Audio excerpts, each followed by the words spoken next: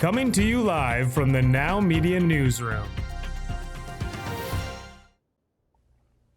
I'm Jim Csek. You're watching Now Media with me, Geoffrey Moyse. Lawyer. He's a retired senior lawyer who served as legal counsel for Aboriginal and treaty law for the province of BC, advising 6 successive provincial governments on Aboriginal law for over 30 years, and currently in private practice. And the second time on this show, and again, the first one I advise people to go watch was a really good one to kind of like really get an understanding of what's going on in like, you know, that Richmond decision, to kind of give people a really good sense of that. And then today we're going to talk about making sense of the BC NDP's Indigenous reconciliation agenda. Welcome. Thank you.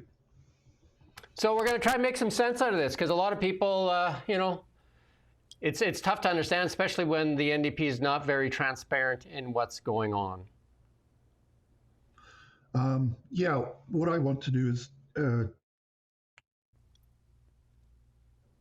help people to understand, hopefully, Canadian law, Canadian constitutional law, and the UNDRIP agenda that's been adopted in BC. So probably a lot of confusion about that. So maybe we can clarify some of that. Yeah, maybe make sense of UNDRIP to people. Like, what does that mean? And it was a UN Declaration of Rights for Indigenous People, but help us understand what that means and why BC adopted it. The UN Declaration, it's not an international treaty. It's a declaration of the United Nations General Assembly. It has no force effect in international law. And it really actually doesn't have a force effect in British Columbia as law yet. But it arose from a long series of negotiations internationally with Aboriginal people around the world, who got together and defined their view of their human rights, their fundamental human rights, and put it in a document which the UN then basically gave its blessing to in the form of a declaration. So it's not binding. A lot of people have said it's aspirational. It's certainly a useful document because it sets out Indigenous views of their. I think we're losing you on your internet connection there. Oh no. I think you're back now, though. Okay. It tends to be chunking out a bit there, though. Okay. So that's UNDRIP. The BC government's adoption of UNDRIP came from the report of the Truth and Reconciliation Commission and its 97 calls to action. And the relevant ones are, for folks who are going to look it up, numbers 43 to 47 talk about reconciliation. And one of those was a recommendation that Canada adopts the UN Declaration, UNDRIP as we'll call it, as the necessary and only appropriate framework for reconciliation in Canada. Now, Canada also already has constitutional affirmation of Aboriginal rights. So UNDRIP is something that is put on top of that.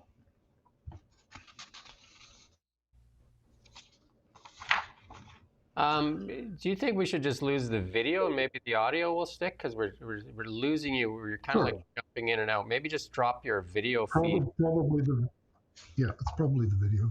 Hang on a minute. Maybe you can just put a picture of him up there and see if that helps. Yeah, just keep going though, and we'll tell you when you can cut your video feed and see if that helps at all. Okay. Sure. All right, so that recommendation that the Truth and Reconciliation Commission made was arguably outside of their residential school mandate. So I'm not sure that they had to make that recommendation, but they did. In 2019, the Horgan government in BC chose to legislate to incorporate UNDRIP into all of BC's laws. And so, hang on a sec. And so they passed the BC Declaration on the Rights of Indigenous Peoples Act in 2019. That's become known now as DRIPA. So when people... I think we're still... Did you cut the video feed and still losing the audio? Hang on. Okay. Hang on a second.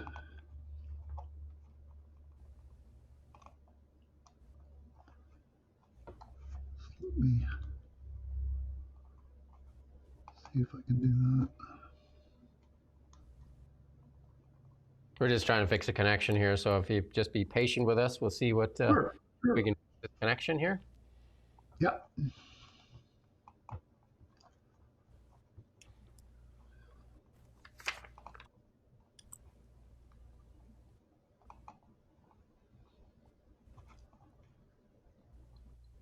You want to try that, or?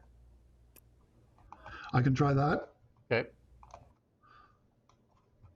Okay, so BC basically passed DRIPA.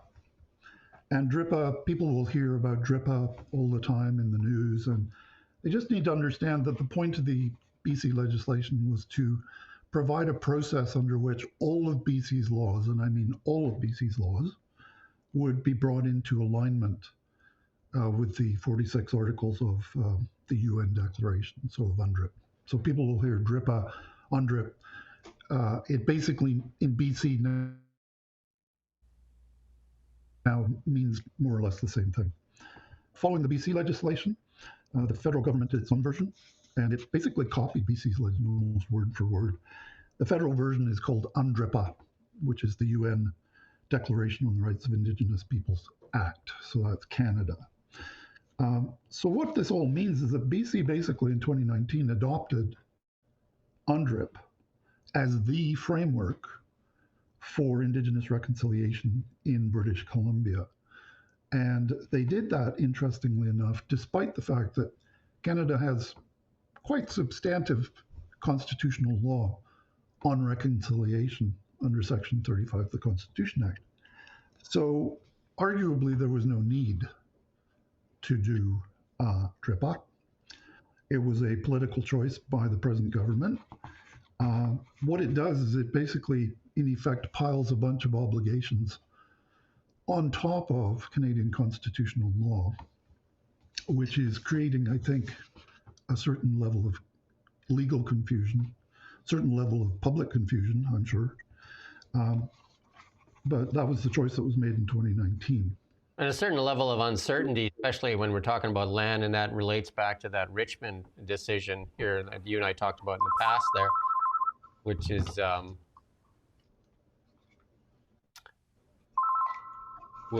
led to that judgment for the Cowichan tribe. No problem. Led to that judgment for the Cowichan tribe. Now Pierre Poilievre has picked it up as well and says that this needs to go to the Supreme Court. You and I talked about that as well.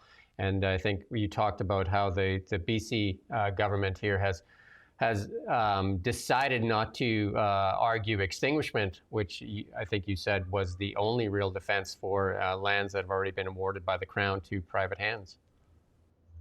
It's not the only defense. It may, in fact, not be the very best defense, but it's one.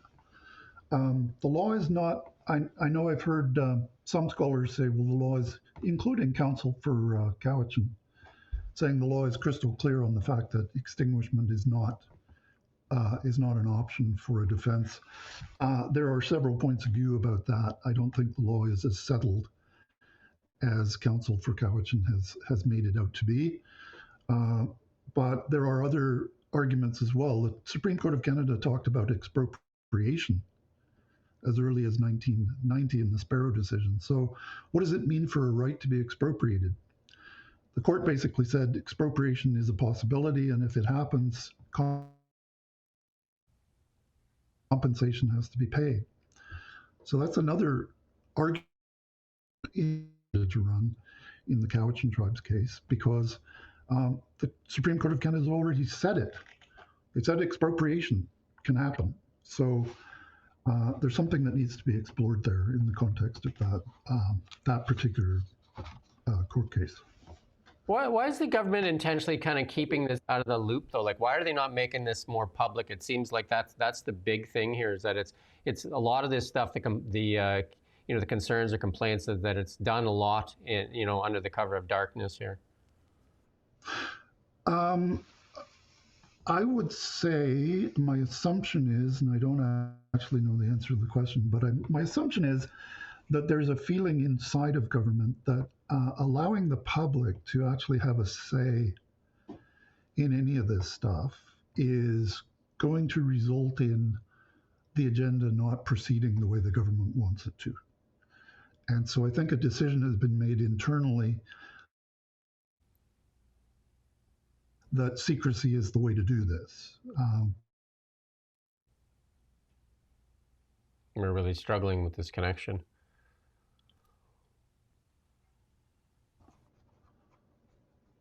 So I think we lost you there for a second. Again, you skipped out again. Okay.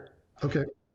So there's some developers that I've talked to that say this is a huge concern and it's made BC uninvestable. Do you agree with those concerns? Do you think it's like that this Richmond decision and Haida Gwaii has led to a place where developers are really concerned about moving forward with their developments here in British Columbia?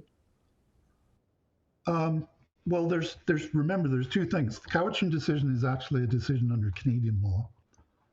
And, the courts will do what they're going to do in respect of Section 35. The DRIPA stuff is all political, and it's been created as a BC piece of legislation. It's all political. So those two have to be distinguished, right? One's a court process under Canadian constitutional law. The other one is a big policy process. And I would say that Cowichan has created a lot of uncertainty. I think the sort of idea that Cowichan has application beyond Richmond for all private properties has had a big chilling effect. The judge actually didn't need to say that, I don't believe, but she did. And DRIPA, I think, is also having a chilling effect in that nobody knows what the rules are now. Yeah, and capital will kind of go where it's treated best, and certainty is a big thing that capital looks for when you're trying to invest, and it's tough to invest when certainty is elusive. Well, I know for a fact that the business community is having a lot of issues with the way this has been rolling out, and I would expect that they may start to be more vocal about that in the next while. So we'll wait and see. I would say that the biggest problem with DRIPA and UNDRIP is that there's articles in there, particularly in relation to land, that are inconsistent with Canadian constitutional law. And that's creating huge uncertainty. And so, for an example, we now have legislative policy being jointly drafted by the First Nations Leadership Council and the government because of DRIPA. And you said 2%, representatives of 2% of the population are co-drafting legislation for the other 98%. What's the basis for that? The Supreme Court of Canada in 2018, there is no obligation to co-draft or even to consult on the creation for any government. So that's a big question mark. And then these agreements that are being rolled out, the tendency is you negotiate them in secret. Haida's a good example. And then you present them as a fait accompli to the public. And of course, I guess it's based on the principle it's always easier to apologize than to let people know what you're doing. So apologize afterwards. But there's definitely a fait accompli aspect to this, which is we'll do the deals in secret, and then we'll tell the public. And in the case of Haida, the two governments chose not even to tell the public after they'd been into court to seek that consent order for Haida. Zero, nothing, crickets. The Haida announced it, the governments didn't. So that's an example, I think, of the kind of thing that's. We're really struggling with this connection here. You're back again. You just keep cutting in and out. sorry, it goes on in what they're calling reconciliation. The government is now negotiating Aboriginal title, like they've done on Haida Gwaii. To me, that's an incredibly scary proposition when you see what's happened on Haida Gwaii. But they're doing it, right? And they're also doing joint land use planning. Northwest BC, 20% of the provincial land base is now going to be jointly planned by Indigenous communities and the government. There's lots of examples of that going on. And then, of course, there's the legislation as well, right? We had the Land Act, joint and consent-based decision-making on all public lands. Now we have the Heritage Conservation Act, which is basically, in my view, the Land Act on steroids. So here we go again. I guess the big question, though, is for people that bought land from the Crown, and whether it changed hands several times or not, in the private lands is where, like I hear from the public, it's the biggest concern. If they bought land from the Crown, and then the Crown or the judge awards that land to another title holder, and I guess the only recourse then is to sue the government to get your money back, or like what do landowners, like, I mean, the part you talked about in the last interview, like those Richmond properties basically have a cloud hanging over them, although the BC NDP has said they're going to appeal that decision.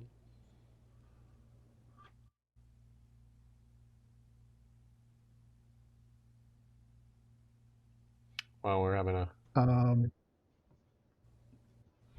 I would suggest that the cloud is pretty significant in terms of uncertainty about the nature of those interests and their validity. So I get what you're saying. I think that would be unlikely to stand the test of time. So I think what we should try to do, Jeff, because it's tough here. Can you try and log off and then log back in and see, because we're only getting parts Sure. of your answers. Let's just try to kick yourself out and then come back in.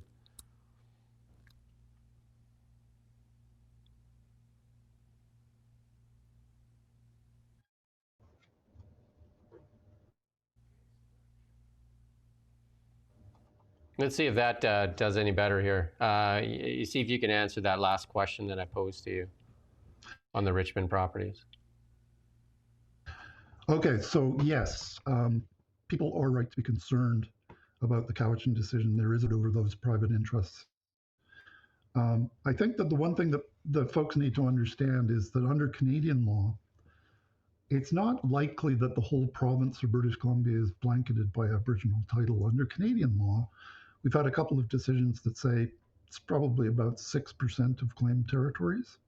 So this isn't everywhere, or at least it's unlikely to be everywhere, as far as the Supreme Court of Canada is concerned. So that's important to know.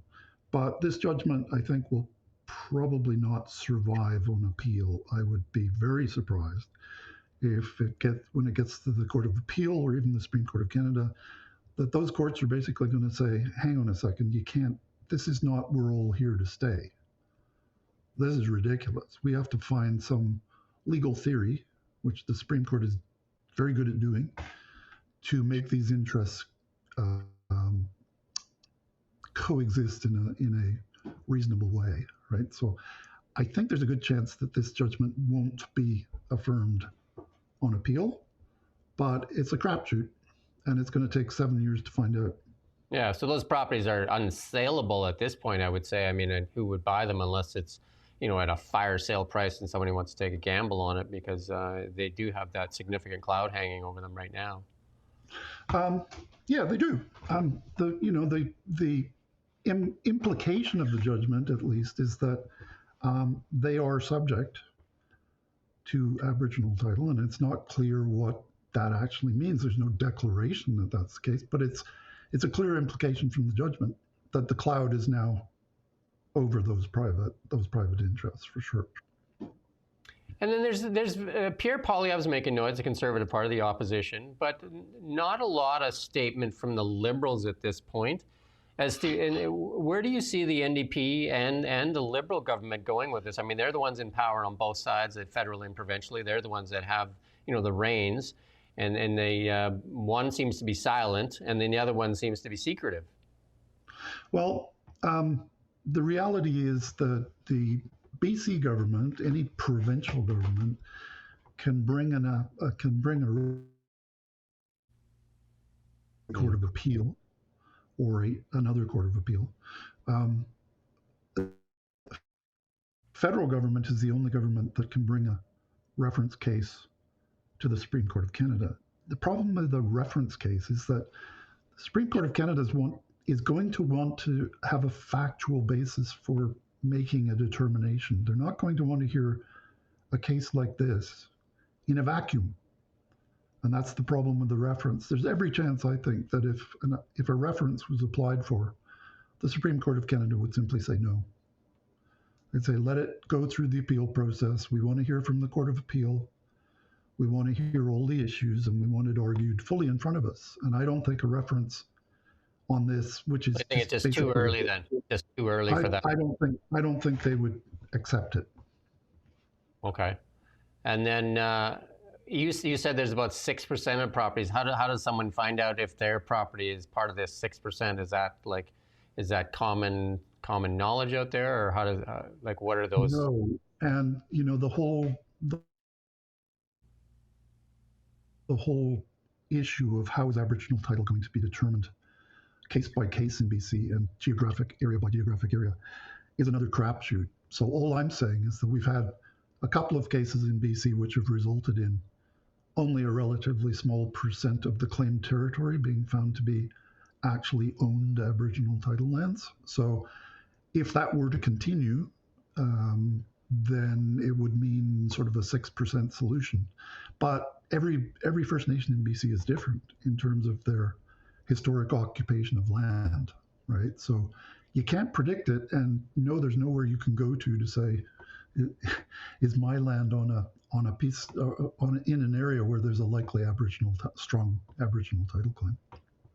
And I understood from another politician I spoke to that BC is kind of more subject to this. Like there's been some treaties signed in other provinces that don't put them at such a risk that BC is at right now. Oh, absolutely. A lot of the rest of Canada was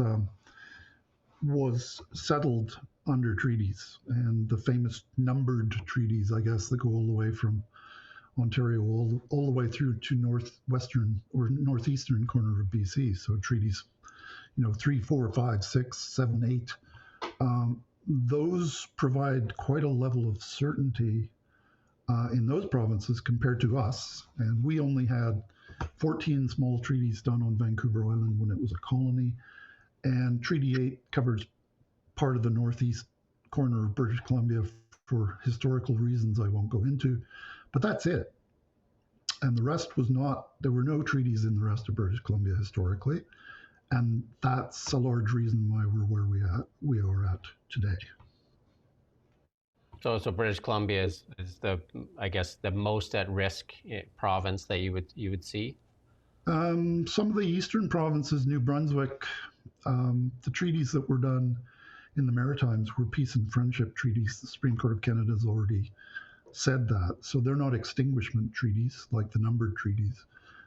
So New Brunswick is right now under an Aboriginal title claim for, I think it's a giant percentage of the entire province. Wow. So what is the recourse then like for people? I mean, I guess they can reach out to the politicians and see what they can get done. But so is the recourse then sue the government? Like say you owned a piece of property like in Richmond there, you own that property, you bought it from the Crown, or whoever you bought it from that bought it from the Crown, because all the property is awarded by the Crown. So do you sue the government, and how long does that take? Because isn't that basically expropriation of the property as well, or is that what you were talking about in the beginning? Or well, yeah, it's the issue is that if the Aboriginal title is a senior interest in land to the private title, and if it's true that nothing the province ever did in granting those fee simple titles had the effect of displacing, expropriating, extinguishing the Aboriginal title that's over the same lands, then yeah, the constitutional Aboriginal title is going to preempt the private titles. And yes, you're right. You would have to, in that circumstance, you would have to try to sue the Crown for giving you a bad title. Of course, before that happens, there will be all kinds of issues about the validity of the Land Title Act. The government will find itself in a very difficult position because it's guaranteed everybody's private titles in British Columbia under the Land Title Act, right? So big mess.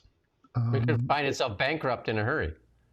Because where would it get the money? Yes. Yeah. Which makes it even more troubling. And I think that's why, I guess Pierre Poilievre has now taken up the issue. And how long before this case goes to appeal court? Like, what are we looking at for a time frame? Like, is there a court date set? I don't know when the BC Court of Appeal is going to hear this. I'm thinking about a 7-year time frame for this to get all the way through the Supreme Court of Canada and a judgment issued. So we're talking a long period of time, long period of uncertainty. Yeah, so for the developers, like I said, I've talked to some developers and they say, well, like right now we would just go to Alberta or the US or whatever instead of trying to develop large tracts of land. It just seems like it's a, because then, everybody gets sued in the lineup, right? Especially when somebody's aware that there might be some land claims on certain properties as well. Well, the other thing I wanted to say about UNDRIP is that Article 26 of UNDRIP says that Indigenous people own all the lands and resources within their claimed territory. There's no definition of territory. It's whatever you say it is. Mm-hmm. And it's 100% ownership of land and resources. So that seems to have been the model that was applied on Haida Gwaii.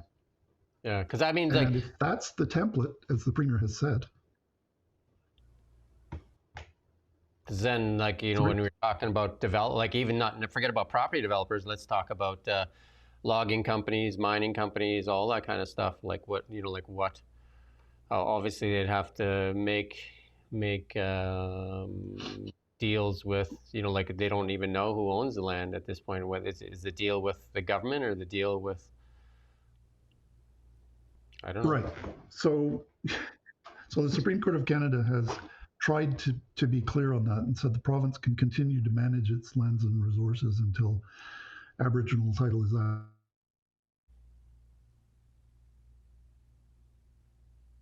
We lost you again. Can you repeat that? I think we lost you there. I think that was an important question. I'm sorry. The Supreme Court of Canada has basically said, that first of all, it's pretty clear that they're talking about a much smaller areas of Aboriginal title than what UNDRIP seems to be talking about. And I think that the court's been pretty clear about they want this form of constitutional reconciliation to be balanced. And one thing I've noticed about the rights in UNDRIP is they're not balanced at all. They're absolute rights. They're set out as absolute rights. So there's no balancing like there is in the Supreme Court's jurisprudence. So you've been practicing law in this area for 30 plus years. You're probably one of the more experienced people in this area. And you say it's going to be 7 years to find some resolution to this one way or the other, a certainty. What do we do in the meantime, I guess is the question. Well, as I said, the Cowichan situation is actually a court-imposed situation. So the best we can do is appeal vociferously, I guess you'd say, to the BC Court of Appeal and see where that goes. I will say most Indigenous communities in BC have been very careful and very reluctant to go after people's private property. So even in Cowichan, the Cowichan tribes did not ask to displace private property. But unfortunately, they asked for Aboriginal title to be over a certain area of land, and that just happened to contain a bunch of private parcels. So they're not going after people, not at this stage. But even in that judgment, there was other First Nations that were also laying claim to that same land, though. It's making it kind of a bigger mess too. Well, British Columbia is actually blanketed by overlapping territorial claims. Probably the biggest percentage of the province is blanketed by overlapping claims. So the situation in Cowichan is not unique. For Musqueam and Tsawwassen to say, hang on a second, we don't agree with your principle that this was your land, Cowichan. We say it's our land, historically. And of course, that overlapping claim situation has never been resolved properly in BC. There's been several attempts made to get First Nations to resolve it. Governments don't want to step in to try to resolve it, but it's just another complicating factor in our province's circumstances. So what's the best alternative for people to present to the like how do we go forward? I guess is the question. Like what should the public do? What should opposing government do? I don't like it's unclear. Like you're saying, we have to wait 7 years for this decision. And is there other cases right now before the courts that you're aware of that are looking for a similar decision to the Richmond decision? I'm not sure of how many Aboriginal title cases there are in front of the courts right now. I don't think it's a very big number. What worries me more is having watched what happened on Haida Gwaii. The present government is saying it's going to negotiate Aboriginal title for the Sechelt. And my question is, after Haida Gwaii, well, what's that going to look like? Are we talking the whole Sunshine Coast? Yeah, so we're going to have you back. We're going to talk Haida Gwaii. We're going to have you back, and we're just going to do a whole show just on Haida Gwaii, if that's okay with you. It is, yeah. So I think that one's a big enough issue there that we can spend some time on the Haida Gwaii decision. And obviously, it would be better if this played out into the public forum as opposed to, like right now, it's being kind of like you said, being done, and then it's being presented, and then people's, just asking for forgiveness, I guess. But it's a tough thing to do when you're playing with people's lives and then their investments too, right?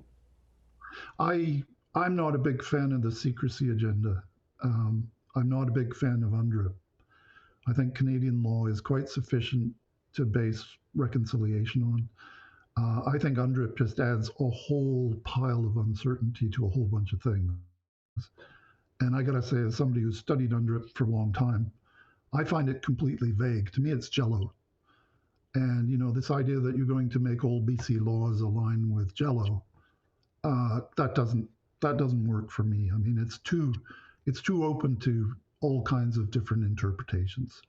And actually, I'd say as a last note, Jody Wilson-Raybould, when she was Attorney General of Canada, she made the comment that no, Canada was not going to make UNDRIP the law of Canada because it's too vague and it's unworkable. And so in my view, what we're seeing now in this province is the unworkable.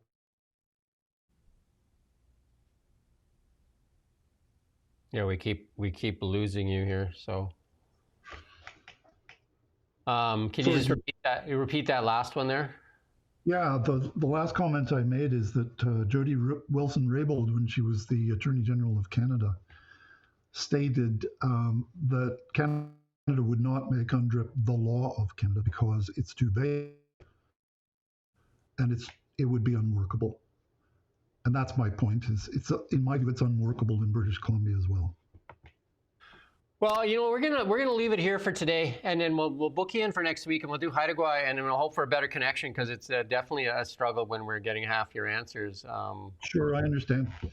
And I do thank you for your time because I think it's such an important issue. A lot of people are definitely starting to sound the alarm. And right now, the BC economy needs some certainty in investment and stuff like that. And like I said, I'm hearing from people that it's getting tougher and tougher to make investment decisions when there's other magnets that are pulling investment, especially large dollar investment, to other areas. And my view is if you're doing reconciliation in secret, how does anybody know what the rules are now? Right. I mean, just if it's out in the open and this is what it is, then you can make decisions, right? And so then you can weigh that, Yeah. and like some of those decisions might be great then, right? Because I've purchased land on or property on from First Nations, but I know fully well going in that that's what it is, right? So, that one's safe, right? Because you bought that and you're getting a 100-year lease or 130-year lease. That's the deal. Right. You've been there full well knowing that's the thing.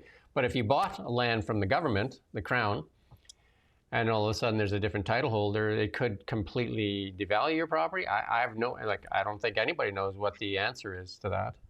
Well, there's a principle in law called, a bona fide third party purchaser for value.